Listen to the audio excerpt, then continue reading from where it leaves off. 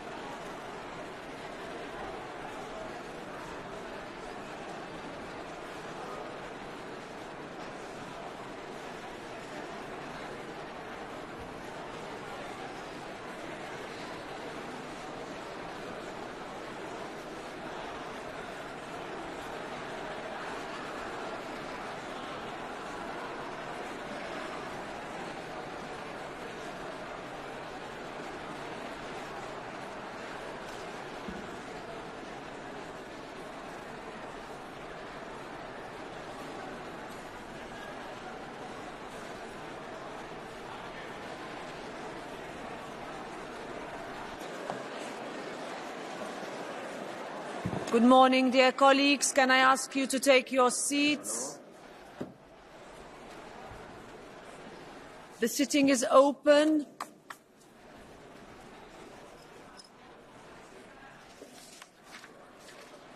We have one procedural issue to deal with before the debate, and that is that we need to choose 2 new tellers for the vote, because 2 of the ones that we had on Tuesday are no longer available. So I will therefore now draw lots to appoint 2 replacements.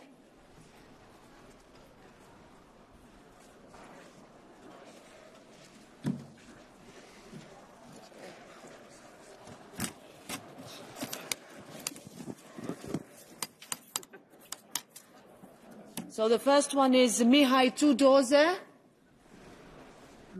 Would Mihai Tudorze accept to be teller? Is he here? 715. Okay. Would Diana Riba Ihiner be available? Yes, you will do it, Diana? To be a teller for the vote? Good, thank you, Diana.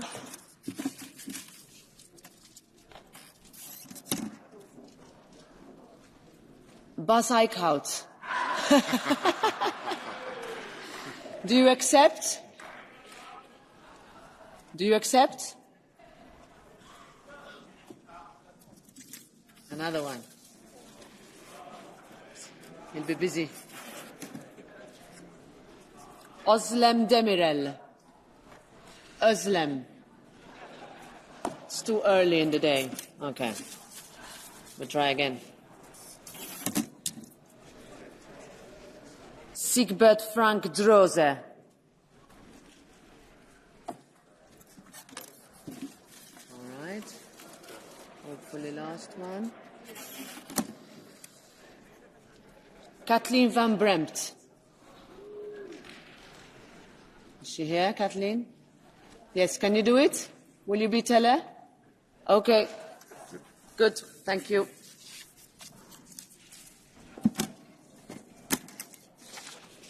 So the next item on the agenda is a statement by the candidate for President of the Commission. I give the floor immediately to the candidate, Ms. Ursula von der Leyen.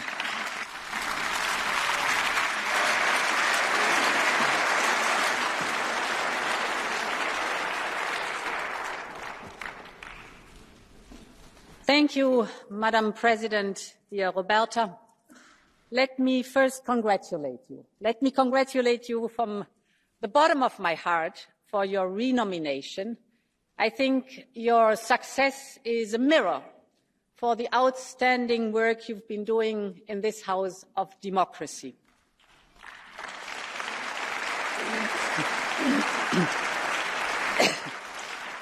Honourable members, it is now 5 years since I first came to ask for your confidence. 5 years like no other in our union's history.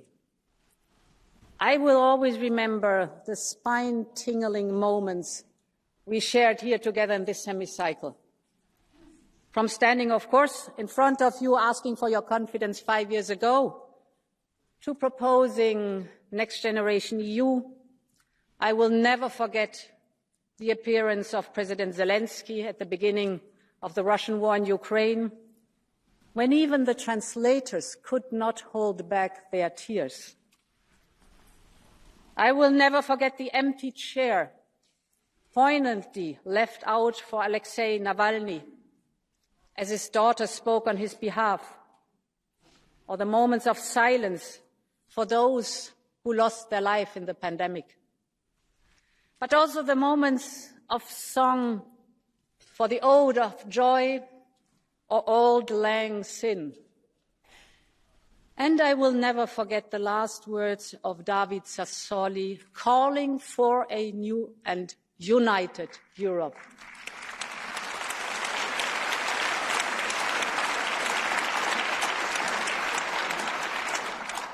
Honourable members, choices are the hinges of destiny.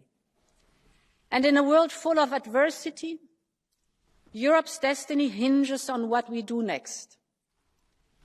Despite the momentous things we have done and overcome, Europe now faces a clear choice. A choice which will shape our work for the next 5 years, but it will also define our place in the world for the next 50. The choice comes down to whether we will be shaped by events and the world around us, or whether we will come together and build our future for ourselves. And that choice is ours. Europe cannot control dictators and demagogues across the world, but it can choose to protect its own democracy. Europe cannot determine elections across the world, but it can choose to invest in the security and defense of this continent.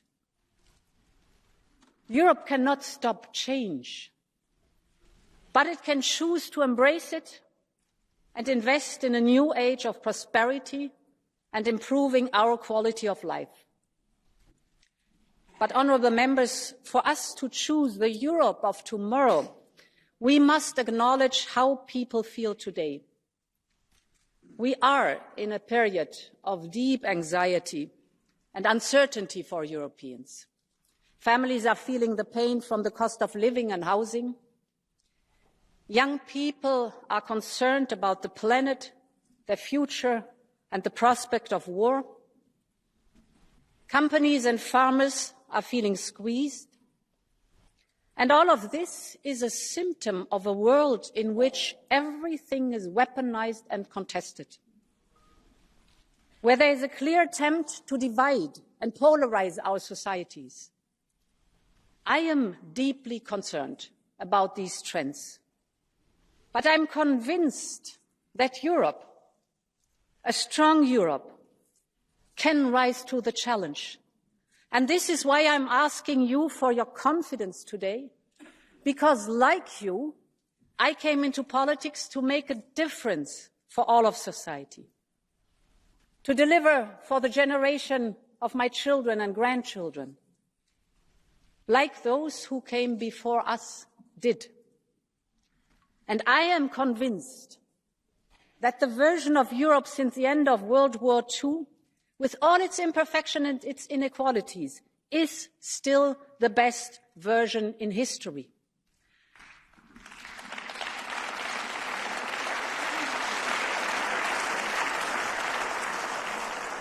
And I will never stand by and watch it be torn apart from the inside or from the outside.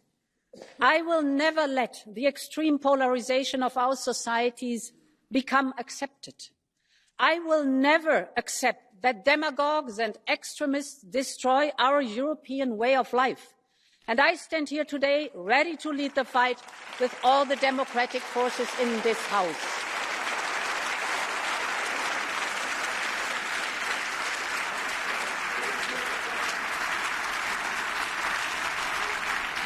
And this is the vision I have set out in my political guidelines. A vision of a stronger Europe that delivers prosperity, that protects people, and that defends democracy. A stronger Europe that delivers social fairness and supports people. A stronger Europe that implements what it agrees in a fair way, and that sticks to the targets of the European Green Deal with pragmatism, technology neutrality and innovation. I have listened carefully to the democratic forces in this Parliament, and I am convinced that these guidelines reflect how much we have in common, despite the differences that are healthy in any democracy. So, honourable members, our first priority will be prosperity and competitiveness. In the last 5 years, we have weathered the fiercest storm in our union's economic history. We have emerged stronger from the shock of lockdowns, and we have overcome an unprecedented energy crisis. We did this together, and I believe we can be proud of it. But we also know that our competitiveness needs a major boost. The fundamentals of the global economy are changing. Those who stand still will fall behind. Those who are not competitive will be dependent. So the race is on, and I want Europe to switch gear. And this starts with making business easier and faster. We need to deepen our single market across the board. We need less reporting, less bureaucracy, more trust, better enforcement, more faster permitting. And I will ensure that we are accountable for this, because only what gets measured gets done. And therefore,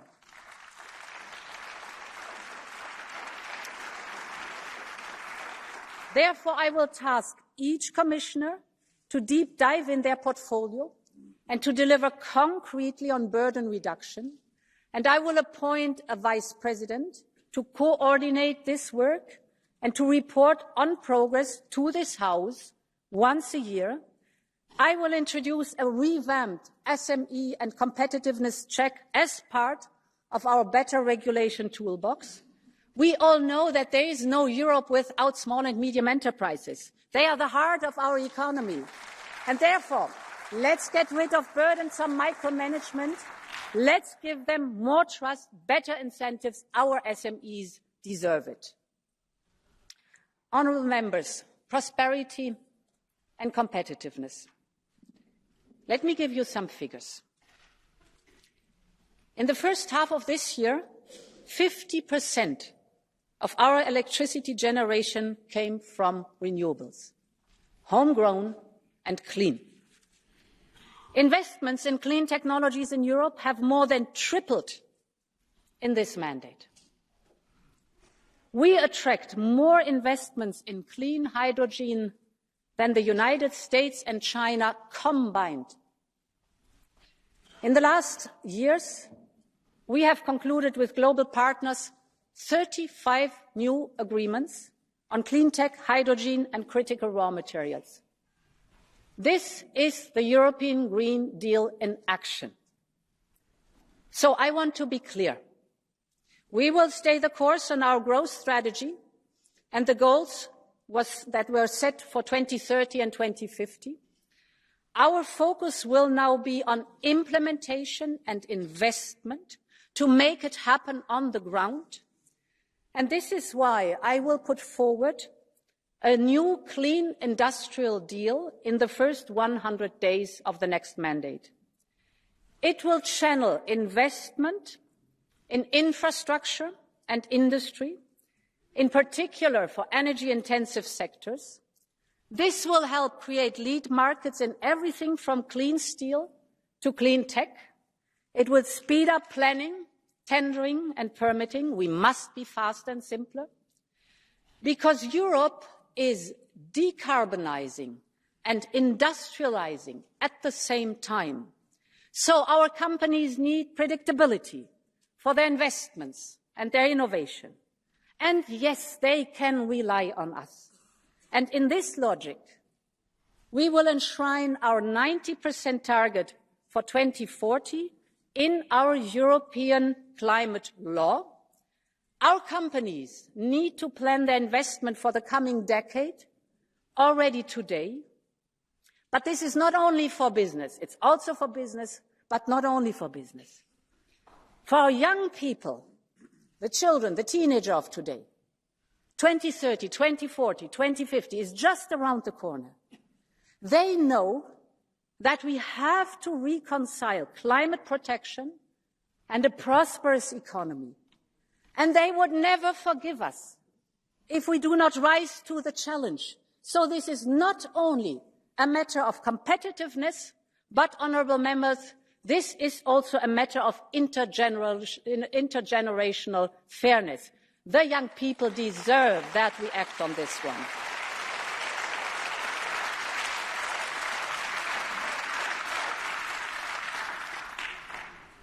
The new clean industrial deal will also help bring down energy bills.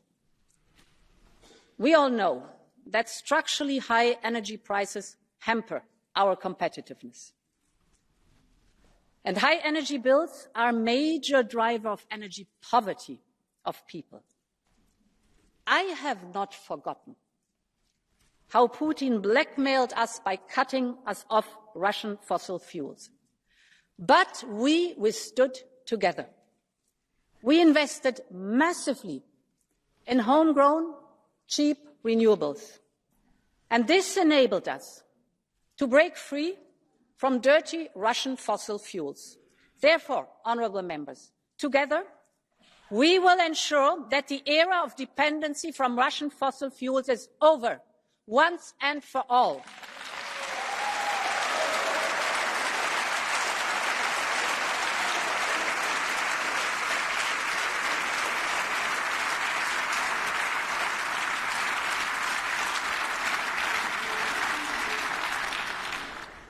Honourable members, Europe needs more investment, be it farming or industry, digital or strategic technologies, but also more investment in people and their skills.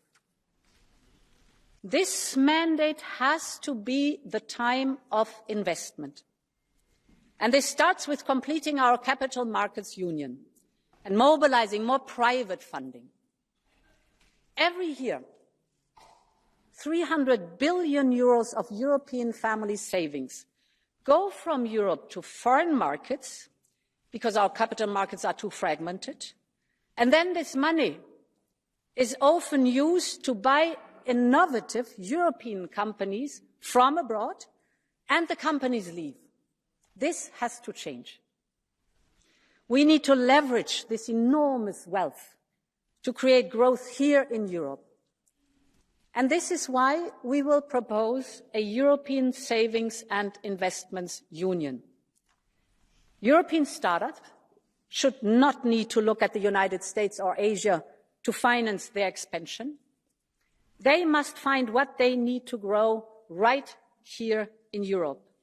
So we need a deep and liquid capital market, and we need a competition policy that supports companies to scale up. Europe must be again the home of opportunity and of innovation.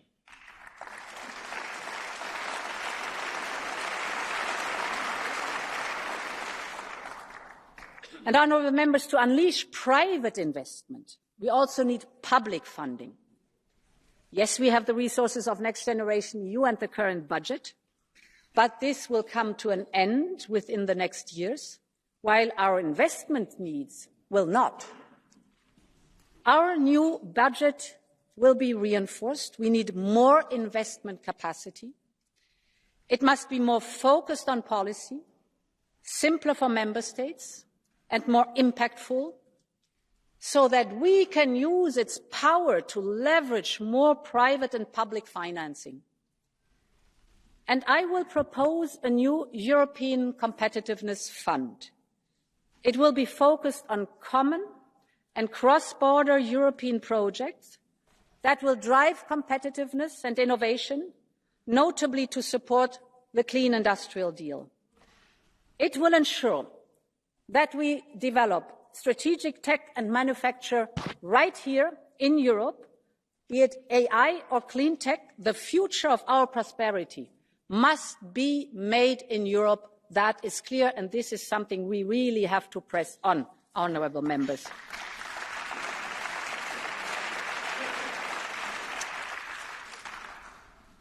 Honourable members, we must also invest more in our security and defence.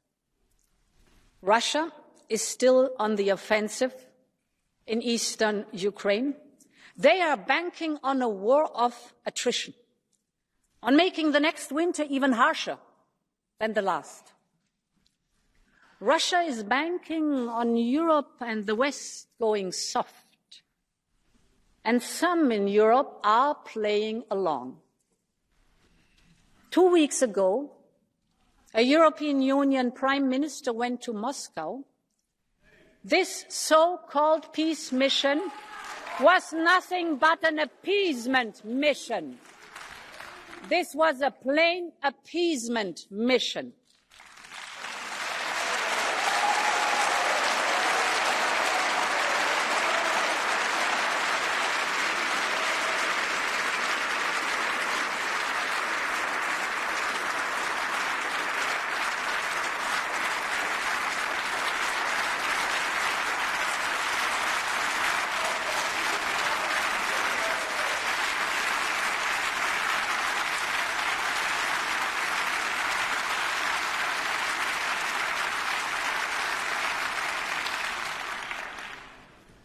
only 2 days later, Putin's jets aimed their missiles at a children's hospital and maternity ward in Kyiv. And we all saw the images of children covered with blood. We saw the mothers trying to bring young cancer patients to safety. That strike was not a mistake. It was a message, a chilling message from the Kremlin to all of us. So, honourable members, our answer has to be just as clear. No one wants peace more than the people of Ukraine, a just and lasting peace for a free and independent country. And Europe will stand with Ukraine for as long as it takes. This is our message.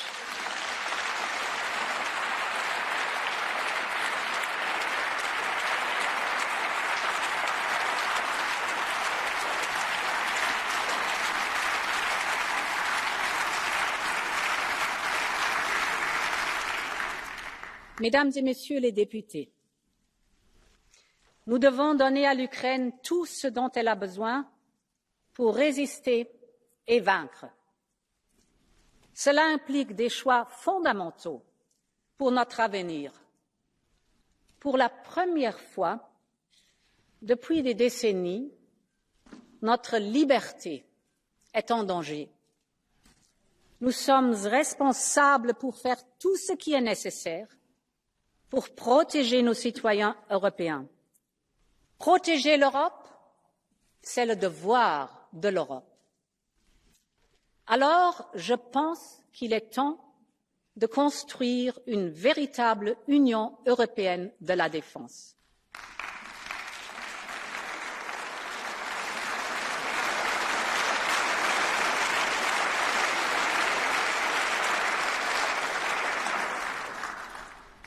Je sais que certains ne sont peut-être pas à l'aise avec cette idée, mais ce qui devrait nous mettre mal à l'aise, ce sont les menaces qui pèsent sur notre sécurité. Soyons très clairs. La sécurité nationale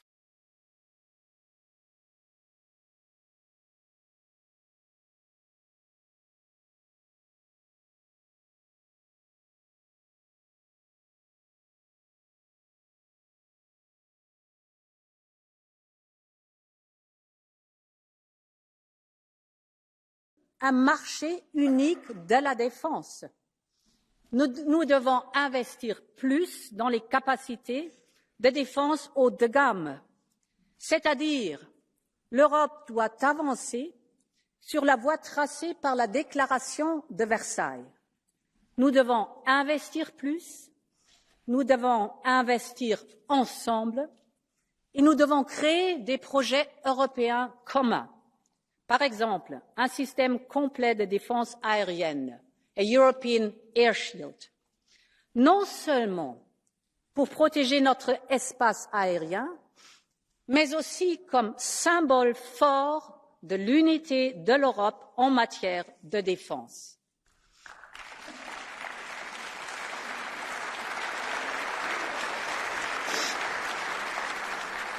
Honourable members, security is not only about external threats. Cyber and hybrid threats are growing. Organised criminal networks are infiltrating our economy. Most of them use corruption. They are causing fear and innocent people's death with their brutal violence. They earn enormous amounts of money from drug trafficking, ransomware, fraud, trafficking in human beings, and they are not limited by national borders. So it's necessary that we respond to this growing threat on a European level. We must make sure that police can work across Europe without borders.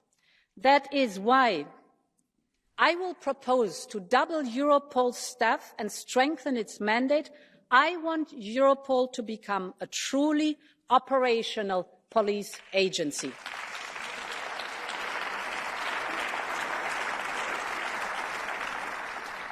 And we must also do more to secure our external borders. Our eastern border in particular has become a target for hybrid attacks and provocations. Russia is luring migrants from Yemen up north, exploiting their misery and pushing them deliberately against the Finnish border. We should always keep in mind a member state's border is a European border, and we will do everything we can to make them stronger. And this is part of the reason why we must strengthen Frontex, to make it more effective while fully respecting fundamental rights. I will propose to triple the number of European border and coast guards to 30,000.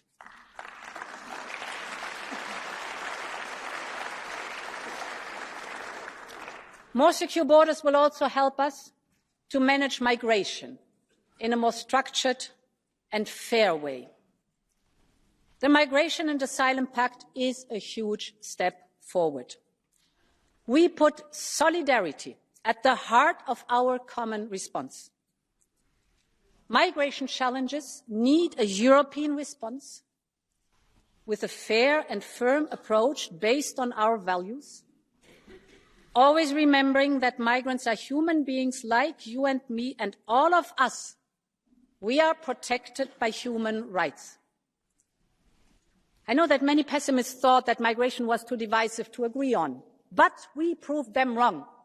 Together we made it, and we have emerged stronger from it.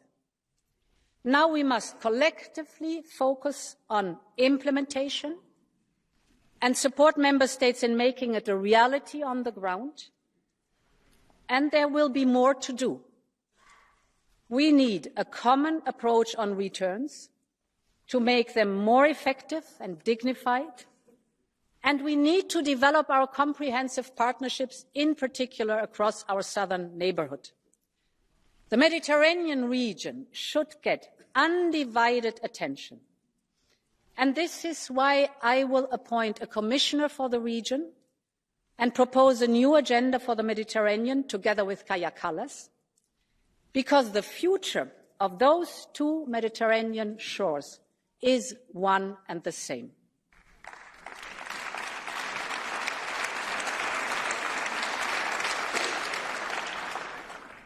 Honourable members, our neighbourhood is home to our future too. Inviting countries into our union is a moral, a historical, and a political responsibility. It is an enormous geostrategic responsibility for Europe. Because in today's world, a larger union will be a stronger union. It will strengthen our voice in the world. It will help reduce our dependencies. And it will ensure that democracy, prosperity and stability spread across Europe.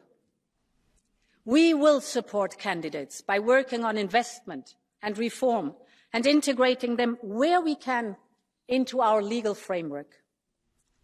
Accession will always be a merits-based process, and we will ensure that all countries are ready before joining. But completing our union is also in our own core interest, and it will be a core priority for my Commission. I'm deeply convinced history is calling again. The Western Balkans, Ukraine, Moldova and Georgia have made their free choice. They have chosen freedom over oppression. They have chosen democracy over dependency. And some of them are paying a very high price for this choice. So we must do our choice too and show steadfast commitment that their future will be free, will be prosperous, and will be in our European Union.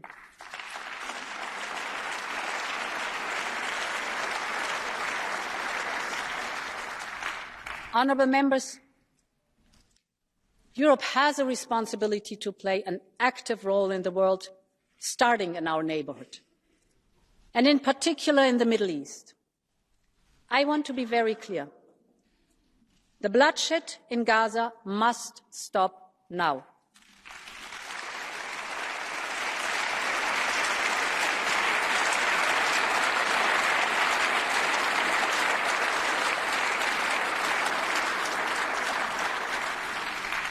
Too many children, women and civilians have lost their lives as a result of Israel's response to Hamas' brutal terror. The people of Gaza cannot bear any more, and humanity cannot bear any more. We need an immediate and enduring ceasefire. We need the release of Israeli hostages, and we need to prepare for the day after.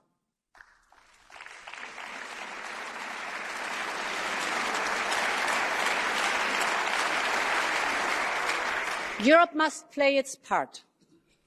We have massively increased our humanitarian aid to almost €200 million in 2024, and we will do more. We are now working on a much larger multi-year package to support an effective Palestinian Authority.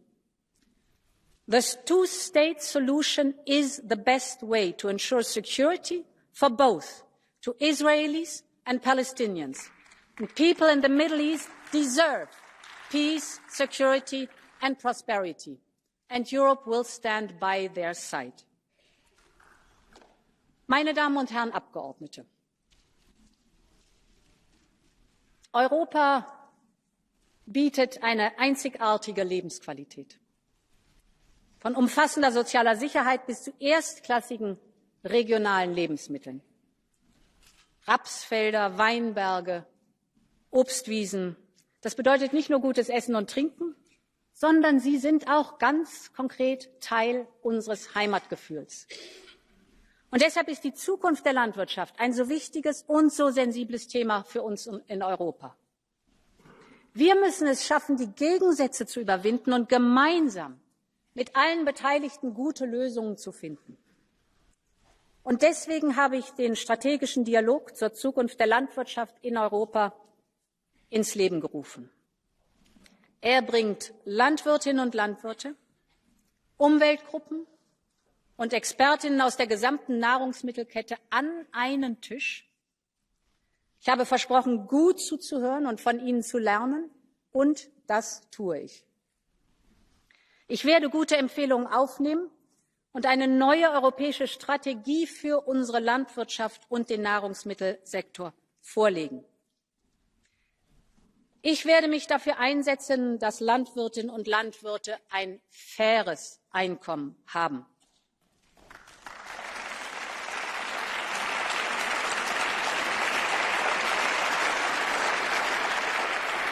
Niemand sollte gezwungen sein, gute Lebensmittel unter Produktionskosten zu verkaufen.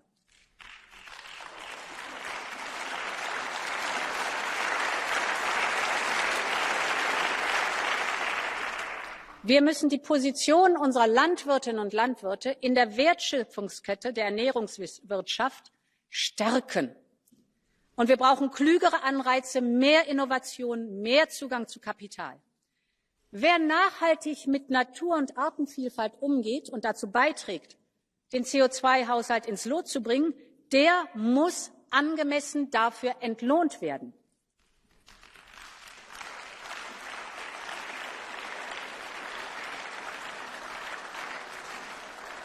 Und unsere Landwirtinnen und Landwirte prägen unsere Landschaften. Sie prägen das Gesicht Europas. Sie sind Teil unserer Kultur. Sie sorgen für Ernährungssicherheit. Und deshalb sind wir alle stolz auf sie. Deshalb müssen wir gemeinsam die Probleme angehen, die auf ihnen lasten. Sie spüren den Klimawandel. Extremwetter und Wasserknappheit setzen ihnen von Jahr zu Jahr mehr zu. Europa erwärmt sich doppelt so schnell wie der globale Durchschnitt. Wir sehen die verheerenden Auswirkungen bereits auf Feldern und in Wäldern. Das heißt, das Gesicht auch unserer ländlichen Gemeinden verändert sich. Wir müssen mehr tun, um mit der Landwirtschaft uns besser darauf vorzubereiten, was durch den Klimawandel auf uns zukommt. Und deshalb werde ich einen Plan für die Landwirtschaft vorlegen, um die nötige Anpassung an den Klimawandel zu bewältigen und parallel eine Strategie zum nachhaltigen Umgang mit der kostbaren Ressource Wasser. Nicht nur unsere Ernährungssicherheit hängt davon ab, sondern auch unsere gesamte Wettbewerbsfähigkeit. Es ist Zeit, dass wir diese Aufgabe beherzt angehen.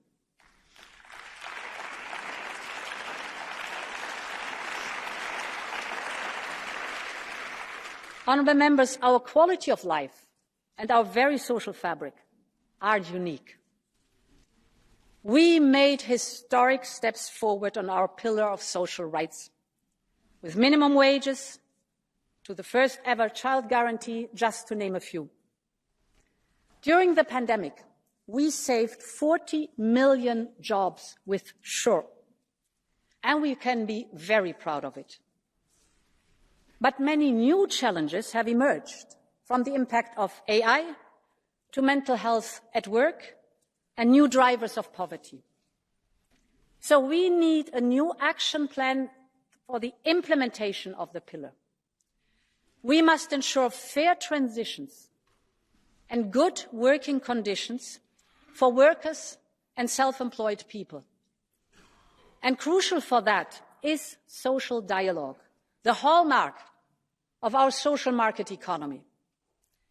We will therefore work to increase collective bargaining and strengthen the European dialogue, and we will address those issues that Europeans feel the most in their daily lives.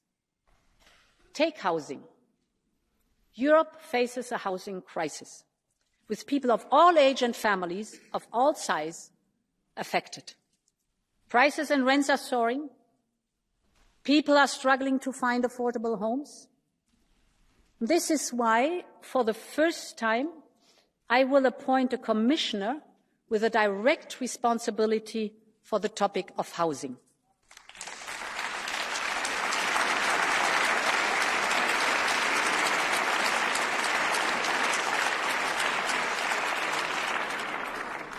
We will develop a European affordable housing plan to look at all the drivers of the crisis and to help unlock private and public investment needed. Typically, housing is not seen as a European issue. Some might say we should not get involved. But I want this Commission to support people where it matters most, and if it matters to Europeans, then it matters to Europe.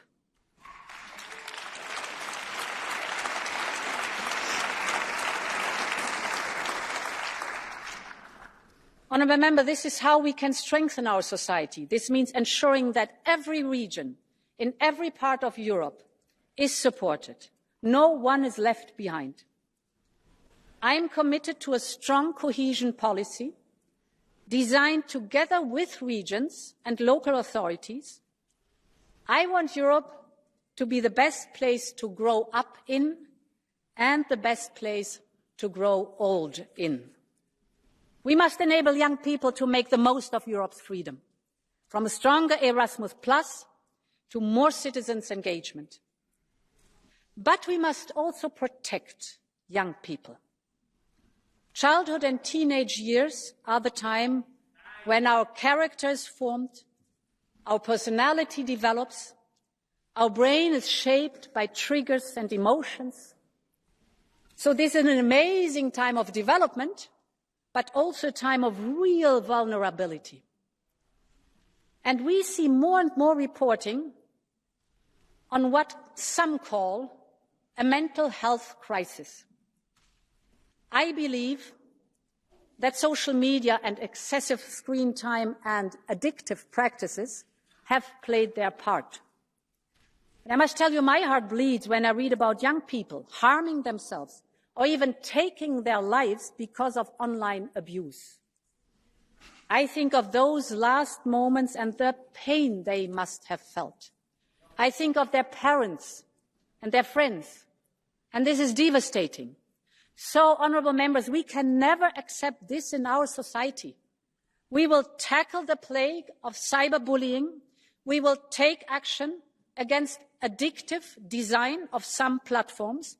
and we will convene the first ever European-wide inquiry on the impact of social media on the well-being of young people. We owe it to them, and we will not rest until we've done right to them.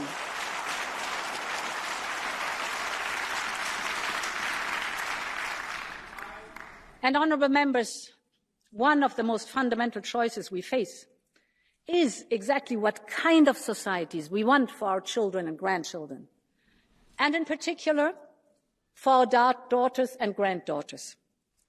On women's rights, we have achieved together the unthinkable, thanks to the amazing solidarity in this House of European democracy across all party lines.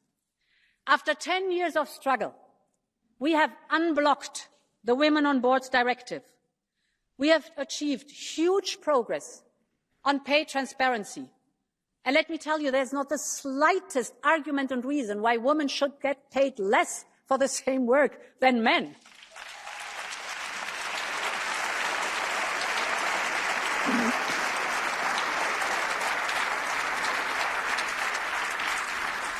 But there's still so much to do.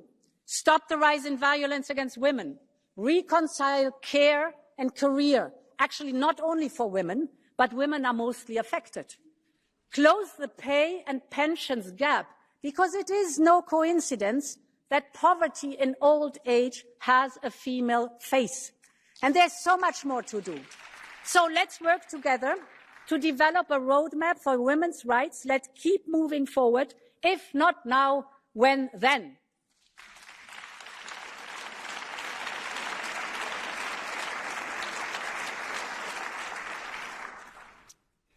Mesdames et Messieurs les députés, la démocratie est notre trésor commun. Elle est le cadre du sein duquel nos différences et nos désaccords peuvent s'exprimer. Le cadre est aussi vital que fragile. Très longtemps, nous l'avons considéré comme acquis. Nous sommes devenus des démocrates de confort. Mais aujourd'hui, nos démocraties sont menacées. La Russie mène une guerre sans relâche sur le sol européen en Ukraine depuis plus de 2 ans. Partout dans l'Union et au sein même de nos institutions, nos services et des journalistes, dont je veux saluer ici le travail, révèlent des cas d'espionnage, de cyberattaques, de corruption, de campagnes de désinformation menées par des acteurs étrangers, notamment russes et chinois. Jamais depuis des décennies, le niveau de menaces et d'attaques hybrides n'a été aussi élevé. Au sein de la Commission, nous avons pleinement conscience de cette situation et agissons en responsabilité depuis de nombreuses années. Un énorme travail d'analyse est réalisé et des premiers outils efficaces ont été mis en œuvre, en bonne coopération avec les États membres. Mais nous devons aller plus loin. Nous devons empêcher les acteurs étrangers hostiles d'interférer dans nos processus démocratiques, de les miner et enfin de les détruire. Pour cela, nous devons prendre des mesures fortes au niveau européen. Si vous m'accordez aujourd'hui votre confiance, la Commission proposera un bouclier européen de la démocratie. L'Union a besoin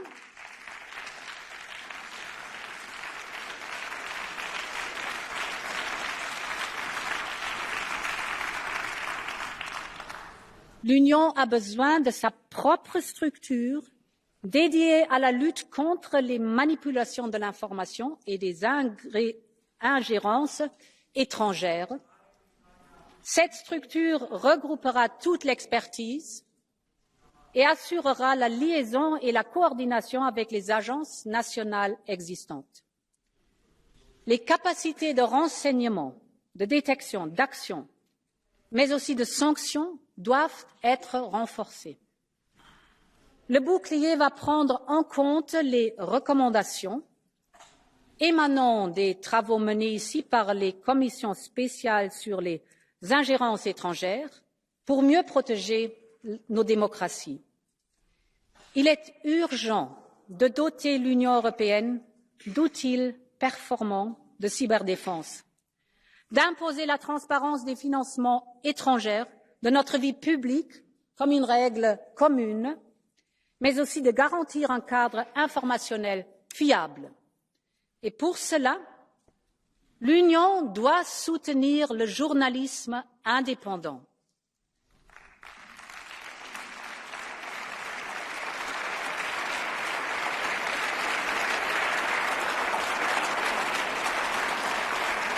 L'Union doit continuer à faire respecter les règles aux géants du numérique et encourager toujours davantage les programmes d'éducation aux médias.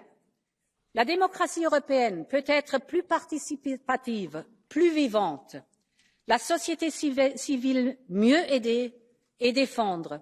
Je sais pouvoir compter sur votre soutien pour faire advenir ce grand plan de défense de la démocratie européenne. Honourable members, but we will also step up our work on defending all parts of our democracy. We will protect free media and civil society. The rule of law and the fight against corruption will be at the heart of our work.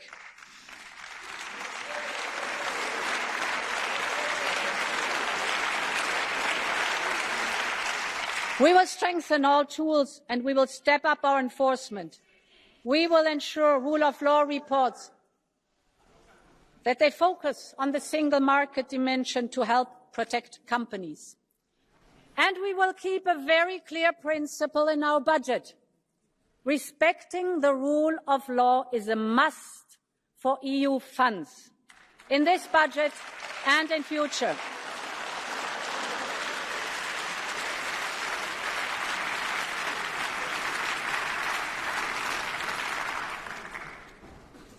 And, honourable members, progress is a constant work we have to do. We need an ambitious reform agenda to ensure the functioning of a larger union and to increase democratic legitimacy. While reforms were necessary before, with enlargement, they become indispensable.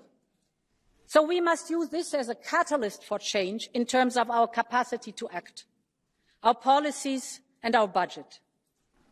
And we will, of course, focus on what we can already do, and this is a lot, but we should be more ambitious. I believe we need treaty change where it can improve our union.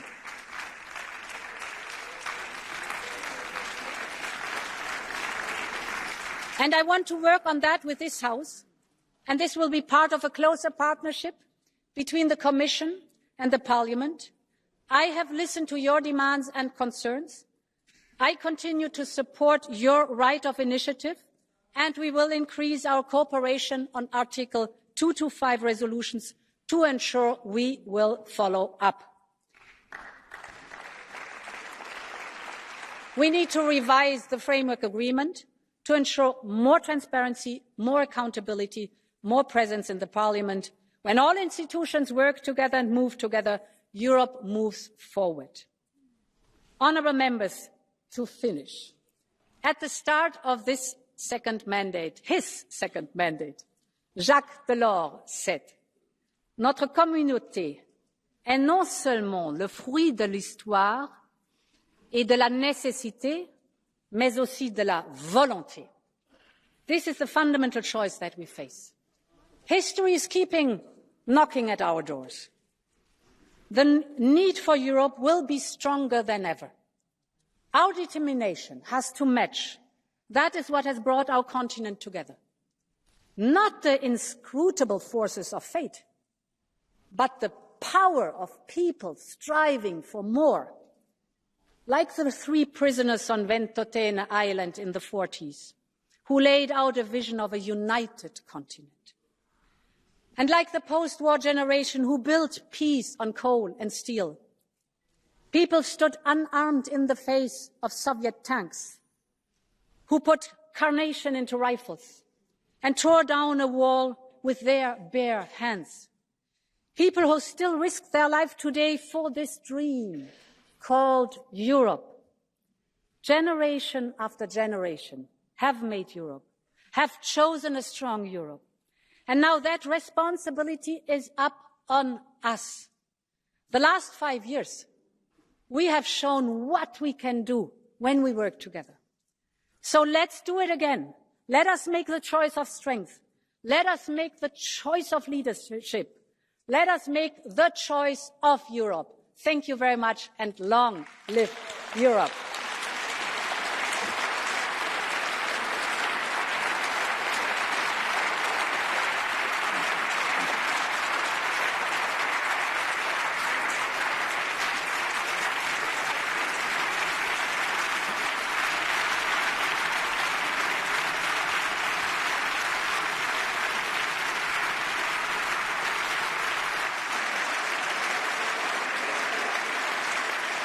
Thank you. Thank you. Thank you very much to the candidate for President of the Commission. Now I give the floor to the political groups, starting with Manfred Weber for the EPP.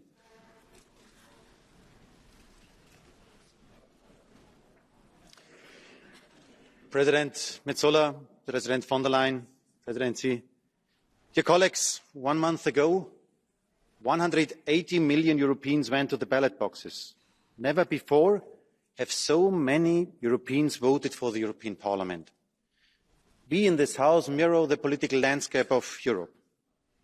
And we as EPP, we won the elections. We are the far biggest group in this House, and we have half of the members of the European Council in our family. But we know that European success has never been a one-party show. We are bridge builders. We love the compromise. And since Adenauer, de Gasperi, Schuman, all of them were Christian Democrats, we are convinced Europeans. And we showed already this idea of unity. I mean the vote for our President, Roberta Metsola. She is a great president, and you can understand that we as EPP, we are proud to see her managing and representing our Parliament. I thank you all for the great support she got. She truly deserves it. Today, we must do the next step, to vote for Ursula von der Leyen as President of the European Commission. Allow me to present some considerations before we vote. The EPP nominated Ursula von der Leyen as our candidate for the post 4 months ago in Bucharest. She was campaigning, she argued, she defended our programme. She and we as party, we won the elections, and today she is also candidate of the European Council. We had in this chamber so many debates about attacks against European democracy. I tell you, if you want to defend democracy, vote today for Ursula von der Leyen. We know her. She respects our Parliament. She was always present when we had discussions. She knows that her power is democratically based on the mandate we give her here. And she knows she is politically also accountable to us. We know her. She is ready to lead. The Green Deal, fundamental and necessary legislation to show the world that we can and must stop climate change. COVID, no first and second class European. Solidarity with the Next Generation EU Fund. And Ukraine, dear friends. She was leading the unconditional support and the clear commitment that one day Ukrainians will sit here with us as colleagues in this European Parliament. Thank you, Ursula, for this clear leadership. And we know her. She is the first female president of the European Commission. We as EPP are proud to present this week 2 strong female candidates for the presidential jobs. We can talk a lot about gender equality for women. I tell you now is the moment to implement it in practice with voting for Ursula von der Leyen. We have to overcome the fears of people. We have to answer the questions, and we have to fulfil their dreams for tomorrow. Next to the strong personalities, the programme, dear colleagues, counts. And allow me to underline 3 EPP priorities. First, we listen to the voters, to the workers in the steel and car manufacturing sectors, the craftsmen, the farmers. And that's why We are happy that Ursula von der Leyen is proposing fair competitiveness and also prosperity as the first chapter of her guidelines. Second, we listen to the people in Ukraine. Putin is a war criminal and we must stop him. Increased support for Ukraine and a European defence pillar, that is what is needed, and Ursula von der Leyen is proposing this.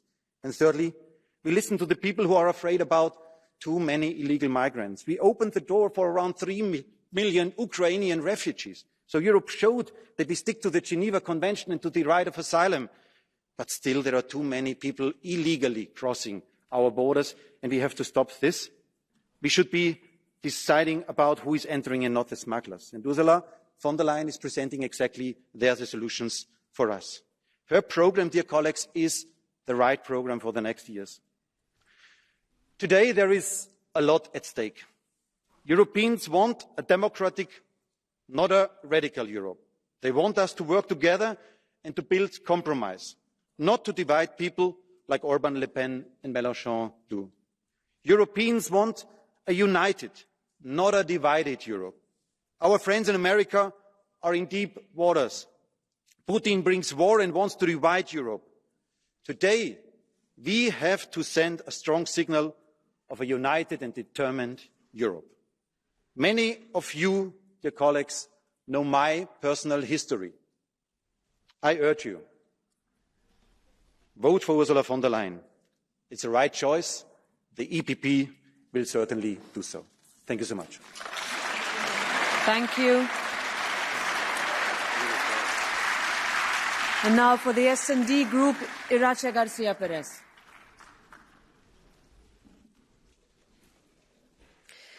Gracias, presidenta Metsola. Señora von der Leyen, bienvenida al Parlamento. Hoy regresamos a la Casa de la Democracia Europea gracias a la confianza de los ciudadanos y las ciudadanas. Y a partir de hoy estamos obligados a seguir construyendo la Unión que eligieron con el poder de los votos, con el poder de la democracia. Frente a la aspiración de la extrema derecha de volver a la Europa de las naciones que trajo las dos catástrofes mundiales, el 9 de junio ganó la Europa de la paz y el progreso que las fuerzas europeístas hemos construido en los últimos 70 años. Y el compromiso de la familia socialdemócrata es firme. Seremos el muro de contención de la extrema derecha en toda la Unión Europea. Señora von der Leyen, ante el auge de la extrema derecha estamos obligados y obligadas a hacer un examen de conciencia. Hace mucho tiempo que la socialdemocracia advertimos que asumir las ideas de la extrema derecha solo conduciría a dar credibilidad a las fuerzas que quieren acabar con el modelo de progreso y de libertad. Y también hace mucho tiempo que alertamos que hay demasiados ciudadanos en la pobreza, sin empleo, sin salarios dignos y sin viviendas asequibles. Señora von der Leyen, la socialdemocracia es una fuerza imprescindible para garantizar la gobernabilidad de la Unión Europea en los próximos 5 años.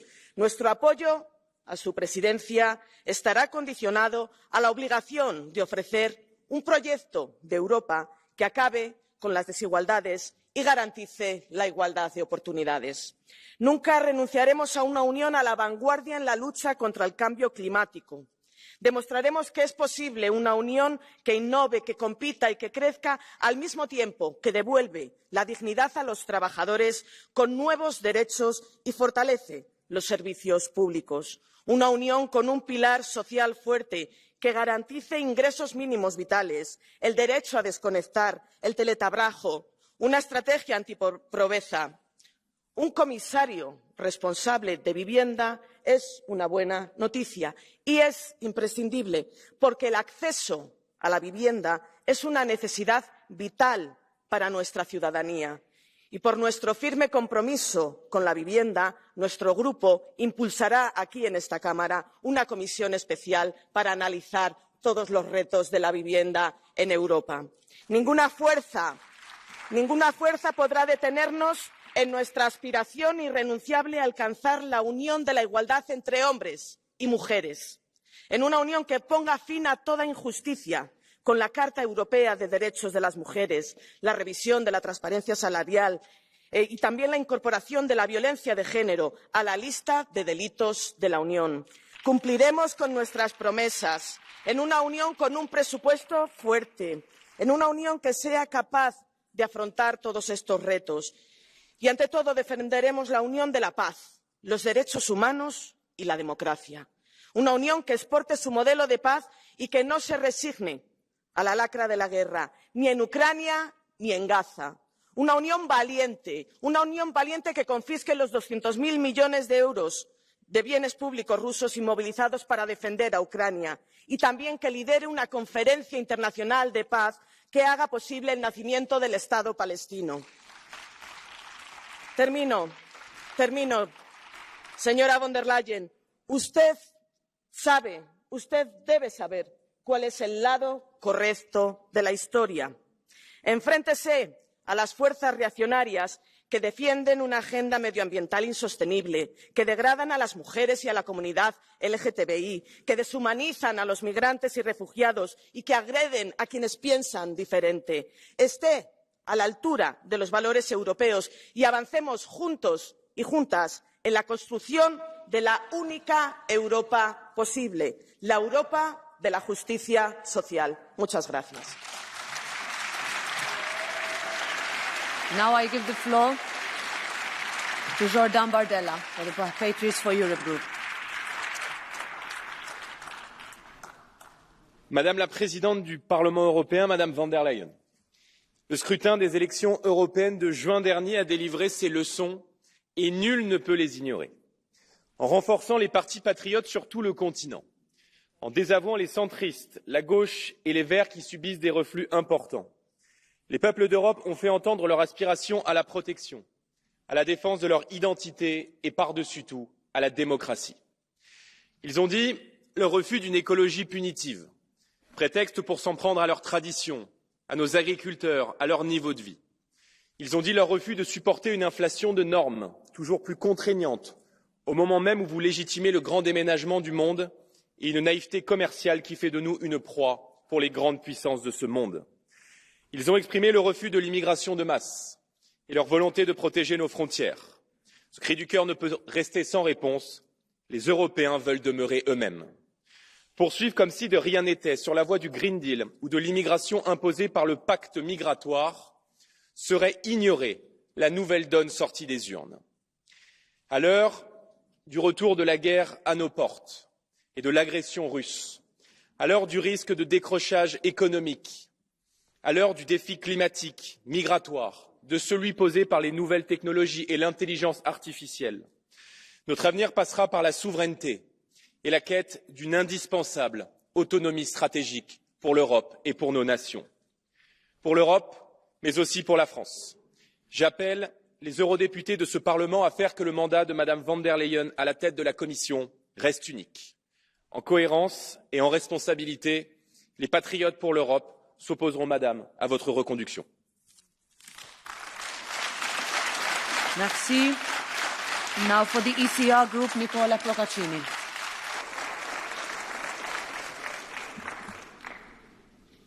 Grazie Presidente Metsola e buon lavoro. Presidente von der Leyen, voglio deludere subito chi si aspetta una indicazione di voto da parte dell'ECR. Il nostro gruppo parlamentare è composto da partiti che non rinunciano alle loro prerogative nazionali ed ognuno si esprimerà sulla base del proprio interesse nazionale. Noi siamo conservatori perché difendiamo i valori che hanno forgiato l'Europa, oltre che la civiltà occidentale. Ma siamo conservatori anche perché, a differenza di altri, difendiamo i trattati istitutivi dell'Unione Europea, dove è scritto che la scelta della Presidenza della Commissione, tenuto conto del risultato delle elezioni europee, appartiene ai governi nazionali e la sua ratifica al Parlamento europeo.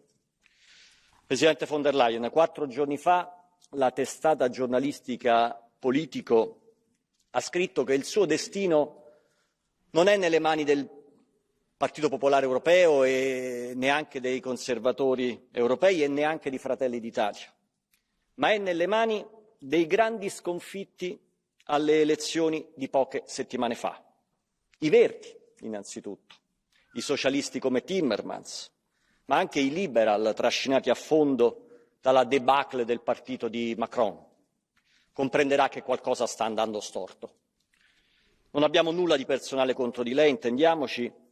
Per quasi tutto il suo mandato lei è stata costretta a rincorrere le istanze delle sinistre, perché il Consiglio europeo, la Commissione ed il Parlamento di 5 anni fa erano ostaggio di una maggioranza di sinistra. Oggi non più. Oggi, grazie al risultato delle elezioni europee, ma grazie soprattutto al risultato nelle elezioni nazionali tenutesi in tutti gli Stati dell'Unione Europea, i nostri concittadini hanno in maggioranza sposato le idee di buonsenso del centrodestra. Credo che lei debba tenerne conto. Noi resteremo ciò che siamo, persone misurate nei toni ma ferme nei principi.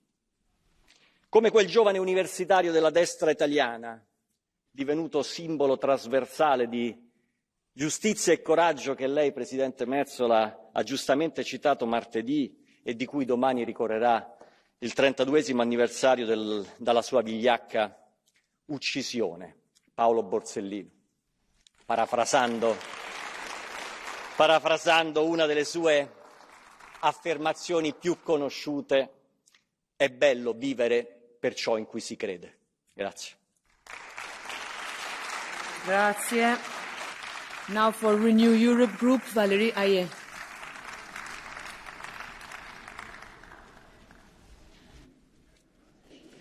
Merci Madame la Présidente.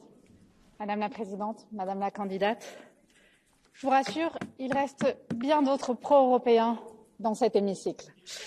Parce que les Européens se sont exprimés clairement le 9 juin, en faisant porter au sein de cet hémicycle clairement une majorité pro-européenne. N'en déplaise à ceux qui veulent faire croire le contraire et n'en déplaise à ceux qui ne veulent pas reconnaître le résultat des urnes.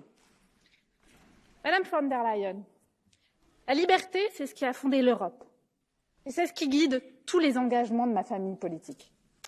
À travers elle, ce sont nos valeurs fondamentales qui se jouent. Liberté d'être qui l'on veut. Liberté d'aimer qui l'on veut. Liberté de travailler. Liberté d'entreprendre. Liberté de vivre dans un environnement sain. La liberté, c'est ce qui constitue notre Europe, notre avenir. Et notre feuille de route pour les 5 prochaines années, elle est claire. Nos attentes, celles de Renew Europe, ont pour seul but de garantir aux Européens d'exercer leur liberté. En 4 points. Premièrement, nos valeurs européennes. L'état de droit. Nous savons tous qu'il y a aujourd'hui en Europe des dirigeants qui ne respectent plus nos principes démocratiques de base. Au premier rang desquels, disons-le, Viktor Orban. Vous avez, Madame von der Leyen, le pouvoir de faire avancer l'article 7. Vous avez aussi le pouvoir de renforcer le mécanisme de conditionnalité. L'heure n'est plus à l'hésitation. Mais nos valeurs ne s'arrêtent pas aux seules institutions. Nous le voyons à travers l'Europe, la tentation de la marche arrière sur les droits fondamentaux est réelle. Alors je vous demande de faire tout votre possible pour inscrire le droit à l'IVG